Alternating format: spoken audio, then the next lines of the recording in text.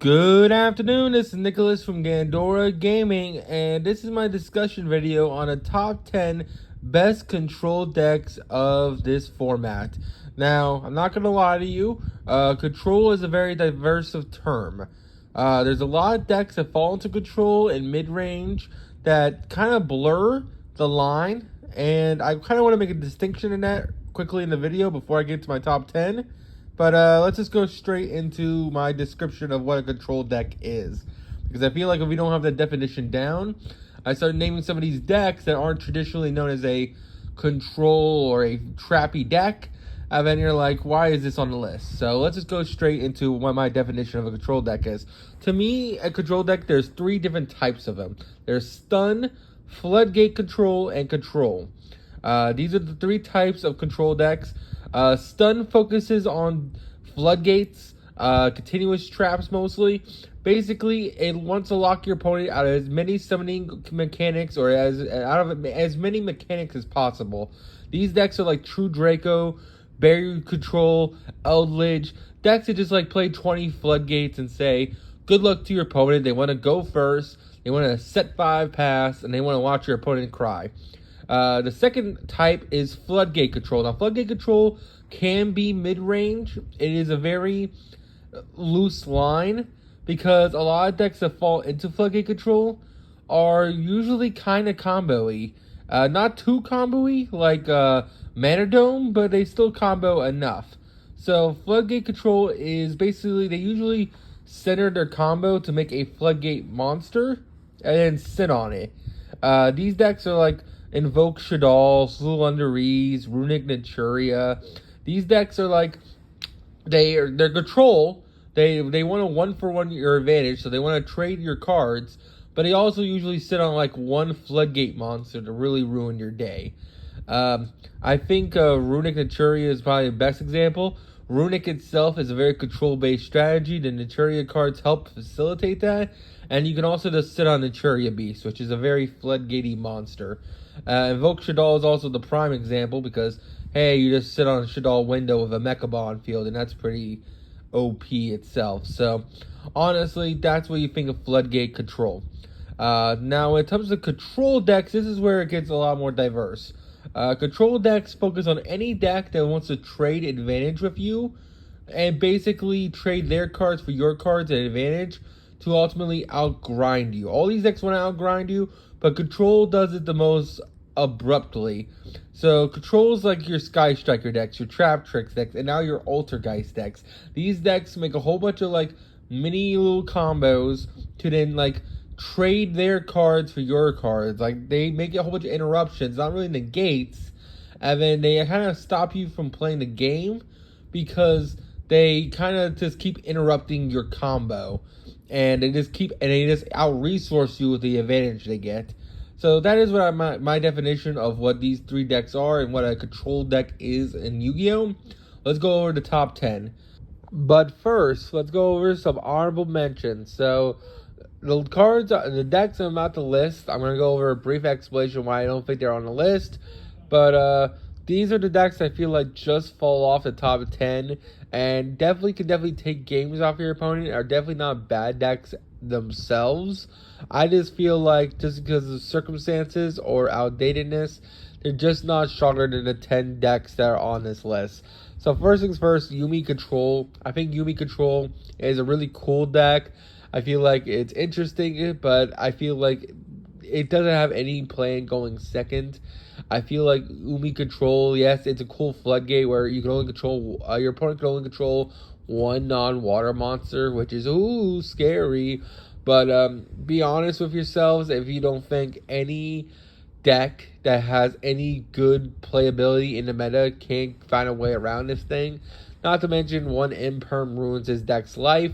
Pacifism Control, same thing. This deck is just way too outdated. I know you can play the Umis with the Pacifist. It'd be like Pacifist Control with the Umis, but it's just not good enough. Monarchs. Monarchs are a really cool deck. They got all their cards off the ban list, which is great, but they haven't had any good modern support in like 6 years. I think like since the structure decks, honestly, which was 2016. So Think about that. It's been 7 years since a good Monarch card came out. Now, we got a whole bunch of indirect support in the form of like that Pendulum Dude, Time Thief, Morganite, things like that. But I just feel like the support we just got in Duelist Nexus doesn't even help the deck at all. I don't think we're even going to be playing that card, which means Monarchs just suck overall. Subterror, same thing. The Guru Control is still a really, really solid deck, but when your best play is using a Red Eyes engine to make Dragoon pass with a couple Floodgates, I just feel like you're just worse. You're just worse Danger Dark World, and at least Danger Dark World's a combo deck. I don't know. I just feel like Subterror, I feel like could be a really, really powerful mid-range deck if they gave them the right support, but they don't have that, so Subterror definitely has to fall into the honorable mentions. They're just a little too outdated, and they don't really have a game plan going second. Pure Runic is another one I want to include on this list, but I had to include into the honorable mentions. I feel like if you're playing Pure Runic, you're just like, why? Like, I feel like you just had all the money to buy all the Runic cards, and they were just like, I have nothing left in the budget, so I'm just going to throw in some Vandy's Fiends, and that's about it. I feel like there's like every other Runic deck is better than Runic Pure, and that's just saying something. Like, yeah, Vandy's Fiend is cool, but Monarchs are better at summoning the Vandy's Fiend anyway, and that deck is still in the honorable mention, so what are you doing here? Barrier Statue Control, same thing. Yes, the Barrier Statues are cool and all, but I feel like if you're not an archetype that can just turbo out a Barrier Statue from deck or summon it from graveyard, like in the case of Marincess, what are you doing with yourself? Like Barrier Statues came out all the way back in like 2010. They're still strong as hell, individual cards, but if you don't have a way to back them up, this is not a good way to do it. And going into like playing every single Barrier Statue or like Fossil Diana and things like that just is not good enough in 2023. I can definitely steal you some wins, but I definitely don't think you're definitely in the top 10 best control decks this format. And my final deck I want to include on here is True Draco. Good God, this deck just needs some love. Like, half the cards are on the ban list. I feel like they either need to get some new support or just give them back their field spell. I feel like Dinosaurs would not be broken if you gave back the field spell to 3. I feel like you can give that card back to 3 and True Draco will be in a much better place. I'd definitely be in the top 10 at least. That's just my opinion. Maybe give Card Demise back. It's like the only deck that can actually use that card. That's my opinion. I mean, if every other control deck can play Pot of Prosperity, I feel like Card Demise isn't too broken, especially a lot of these combo decks and a lot of these control decks nowadays being very monster heavy. For example, Labyrinth. I think they're playing like 15 monsters in their deck with all the furniture cards. So I feel like Card Demise is just a fair card, but that's just my opinion. Maybe I'm wrong on that. Anyway, that's my honorable mentions. True Draco needs some love. Subterror needs some love. Monarch needs some love. Yumi Control and just Pacifism needs some love. Runic does not need love, but there's just like 20 different versions of Runic that are better. And Barrier Statue Control doesn't need love, but at the same time, Barrier Statues is better if you put them in other decks. That's just my opinion. Let's go into the top 10. So for number 10, I have Sky Striker. Now, Sky Striker is still an insanely strong deck, and the reason why it's not actually lower on this list is just due to the fact that Sky Striker wants to blind second. And that is the biggest reason why Sky Striker is not doing so great this meta. Sky Striker, the simple fact is they actually suck going first nowadays. Like, with Mystic Mind ban, they're not really that good at setting up like multiple interruptions. Like, Widowmaker's a great card, but the deck's not great at setting up like 3 Widowmaker in the back row turn 1. The deck's definitely better at breaking boards and then grinding your opponent with engage rotations, which is still a really, really strong ability. But I just feel like going second has not been the way to go for a very long time. I feel like we have a whole bunch of really powerful board breaker cards and hand traps are at an all-time high. I just feel like basically your life support requiring you to draw the Dark Ruler every game is just not a good place to be in. That's why Sky Striker has to be number 10. Also, the Bystials kind of eat your deck alive, and Dragon Link's like the 4th best deck in the format.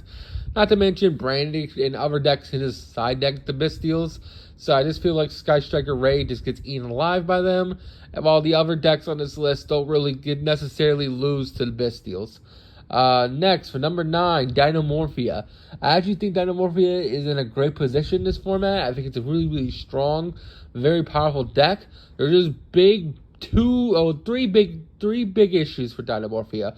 One, Super Poly is at an all-time high.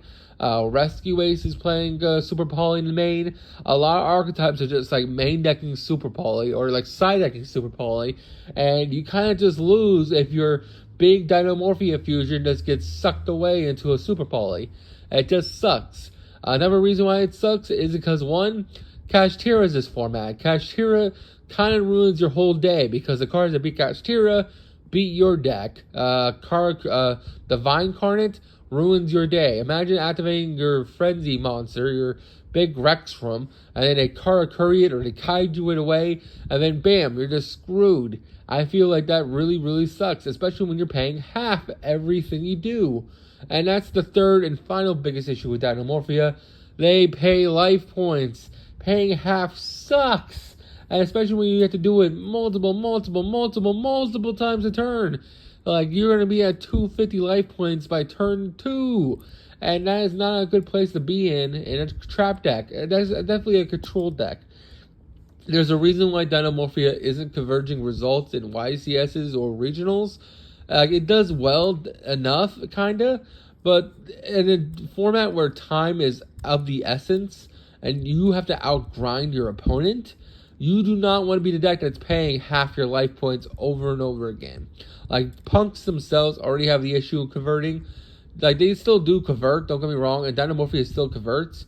It's just, they would be much more higher if they didn't have the whole life point restriction. That's just my opinion. For number 8, I actually have a controversial one. I have Paleozoic tier elements. I think Paleo tier actually has some legs. It's basically just tier elements with the Paleozoic cards. I think this deck actually has some solid ground. Paleozoic tier was a deck experimented back when Casino tier was a thing, but then was completely gotten rid of once the Ashizu cards came out because Ashizu was clearly the best thing you could do. But for a brief time, it was Paleozoic tier, Sprite tier, and like Casino tier were like the decks you would play. And Paleozoic tier was just getting labbed out when the Ashizus came out, so we really didn't get a chance to experiment with the Paleozoics with the deck.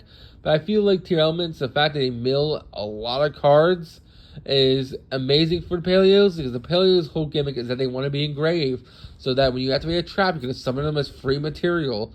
I feel like it's a really, really solid strategy that has some like cool plays, and since the best engine that you could play in Paleozoic is banned in the form of Rodent Totem for the Totally Awesome engine, for the, well, it's not really a Totally Awesome engine because the Paleos can make Toad, but you can't really play the Swap Frog package anymore, which really sucks. It's no longer Paleozoic Frog. You can't play that deck anymore, which really sucks. So you gotta play Paleo with something else, and I feel like tier elements is the best way to do it.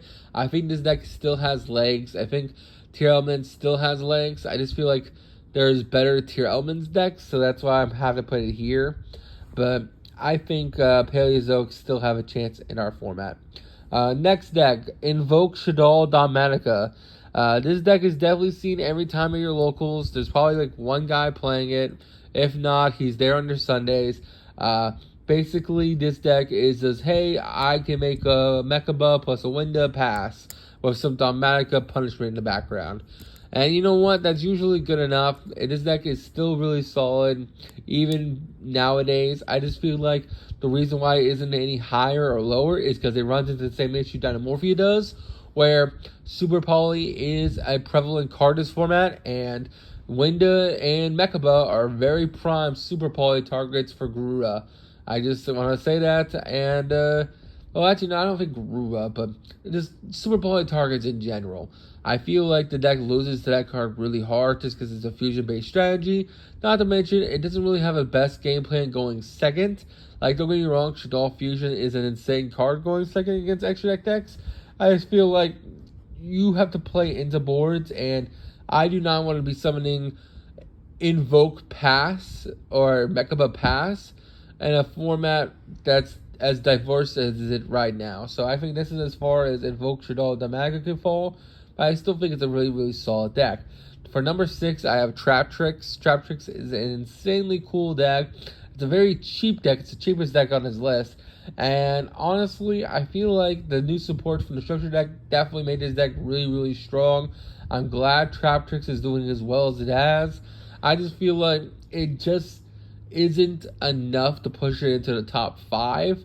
I just feel like there's just better control decks currently right now, and it's really hard to justify it. It doesn't really have a game plan going second, besides like maybe turbling out a Babushka, and even then you still have to sit on Babushka, and there's a lot of ways to out that card nowadays. So I don't know. I feel like it's a strong deck, but I feel like there's a lot of decks that either outgrind it, do more unfair things than it, or just better overall. Next, for the top 5, and this is the big 5, Eldridge. Yes, Eldridge is still in the top 5, baby. And yes, it is the best deck you can play that can just set a skill drain and sit on it. Its skill drain control is still in the same deck. It's still a really, really powerful floodgatey control deck. It's the best deck that can do it, besides Labyrinth, and it's definitely a very, very scary deck when it goes off. Not to mention, Eldridge is still splashable with like 20 different archetypes, so you can play the branded cards, like branded Eldridge. You can play like 30 different decks that can play Eldridge cards. I just feel like there's just 4 other decks that are just stronger than Eldridge, so that's why I had to put it at top 5. For number 4, I have Flundereeze.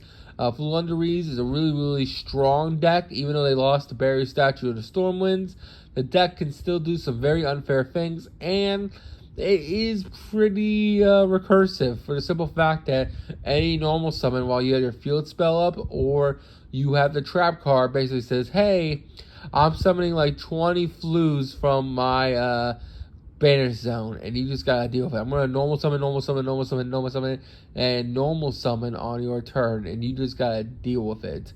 Not to mention, Flu might be one of those decks that might get another wave of support, just for the simple fact that he only ever got 2 waves of support when you really think about it.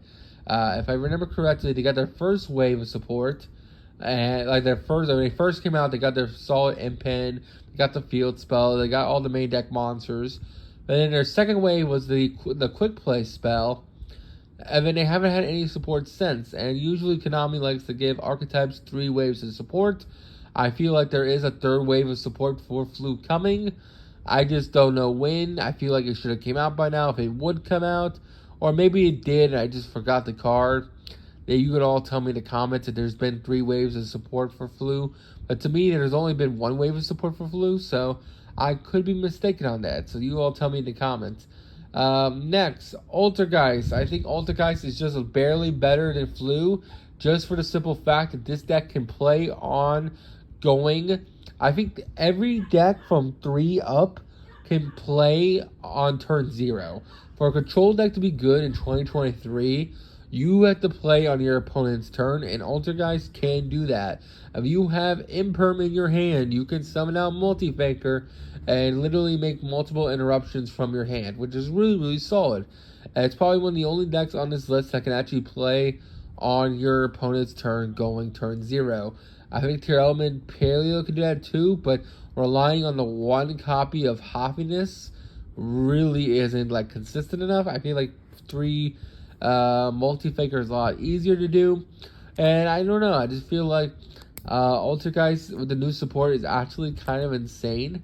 I think that the deck still has some really insane support from like its original set, and the new stuff just made it way more stronger. It just raised the ceiling of the deck, which is good. The deck needed a higher ceiling, and I feel like it went from a control floodgatey deck to an actual control deck, which is great. I think like the Altergeist Snatch Steel monster Link 4 is amazing.